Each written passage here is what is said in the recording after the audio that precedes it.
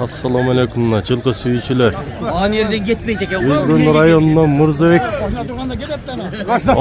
Palvan ağızda. Жақшы қалу тілек болсын. Манас palvana. Şiylep ketiniz. Ne diyeceğim? Şu kanun. Aradet. Silagan. Öğretem üstü. Çempiyonu silaş gerek şunda. Aradet. Rahmat atasına yapmak.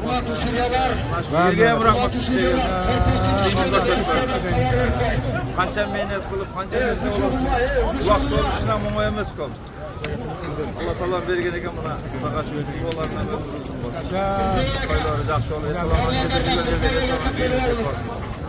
Айтқаныңыз келсін. Yakın söz var oğlum. Uluğunu urmatta küçüğünü sıyladı. Saatin cilesi çık etken sayın ömür ötkör eken de. Sen o şeyde urmatta bunu aksakallardan işte bir alanda kalkmatasın. Sen dağı ömürün uzun olsun. Dilek maksatına jetken. Айтқаныңыз келсін. Vakti ol, her daim kırgızın жақсы yigitlerin olsun, nasip kan olsun.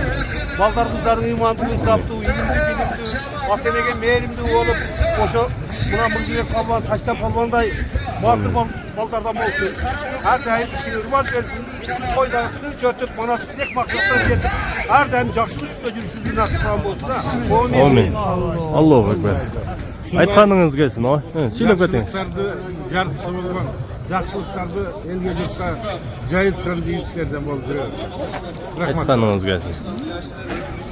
Şu katayı Мынакей илгерки легендарlı palvanдар. Ақсақал palvan ağaları. Şuna bunlar urmakta duasını aldırıyordu. Bizler bir aksakallar dışına barıp dua derinde işte namazlarını yaşıyoruzda. Barıp sipalau şuna bu oyunda dilek eder.